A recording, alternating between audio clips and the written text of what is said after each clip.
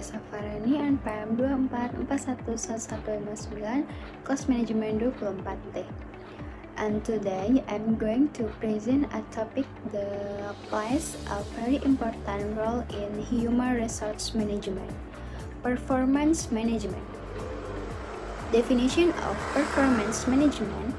Performance management can be divided as a continuous process of identifying, measuring, and developing the performance of individuals and teams to make sure that their work supports the organization mission and objective. Purpose of performance management. The purpose of performance management is to connect individual performance with organization goals. It helps improve employee productivity, identify training and development needs, and provide fair evaluation for promotions, compensation, and reward. The performance management says so. The third stage is planning, where managers and employees set goals and performance expectations. The second stage is monitoring, which involves tracking progress and providing feedback. The third stage is developing, where employees receive coaching or training to enhance their skill. Methods of performance appraisal. There are several methods used to evaluate employee performance. The graphic rating scale measures performance using numerical ratings for specific criteria, such as spontaneity of teamwork. The behavioral observation scale focuses on observing and recording specific work-related behaviors. The management by objective method evaluates how well employees meet their agreed upon goals. The role of HR in performance management. The human resource department plays a critical role in ensuring the process of performance management. HR professionals are responsible for designing fair and consistent system, training managers on how to give effective feedback, and linking performance resource to compensation and career development. Here are some examples of companies that implement effective performance management. Global company. 1. Google. Google is known for its transparent and data-driven performance management system. They use to OKR, Objective and Key Result, system to set goals and measure employees' performance. 2. Microsoft. Microsoft has a performance management system that focuses on employee development and performance improvement. They use the Connect system to track employees' programs and provide feedback. Indonesia company. 1.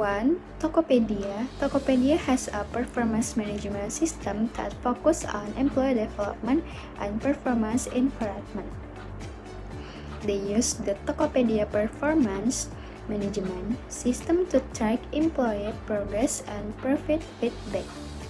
2. Goto. Goto has a performance management system that focuses on employee development and performance improvement. They use the Goto performance management system to track employee progress and provide feedback. In conclusion, manajemen kinerja membuka manajer membuat keputusan yang lebih baik tentang promosi, penghargaan, dan kebutuhan pelatihan.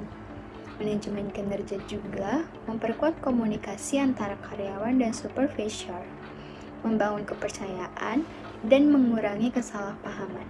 Dengan kata lain, manajemen kinerja bukan hanya tentang evaluasi, tapi tentang kolaborasi dan pertumbuhan. Di dunia bisnis yang berubah cepat saat ini, organisasi harus beradaptasi dengan cepat.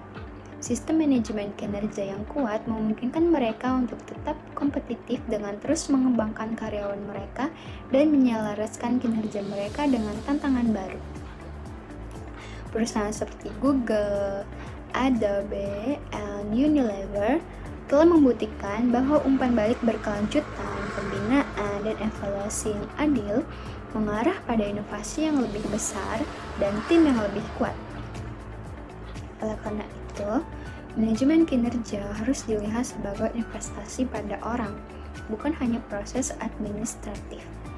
Karena karyawan bertumbuh, belajar, dan meningkat, seluruh organisasi akan mendapatkan manfaat.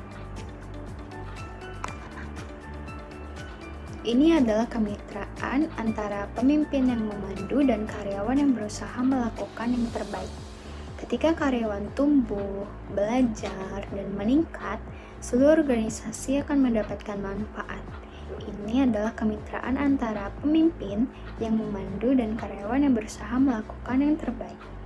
Singkatnya, manajemen kinerja yang efektif menghasilkan yang pertama, peningkatan keterlibatan dan produktivitas karyawan.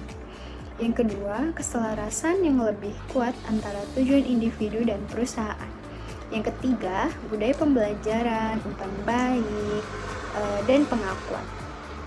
Yang keempat, keputusan yang adil dan berbasis data. Yang kelima, kesuksesan organisasi jangka panjang. Jadi, ingatlah, ketika orang melakukan yang terbaik, organisasi juga melakukan yang lebih baik.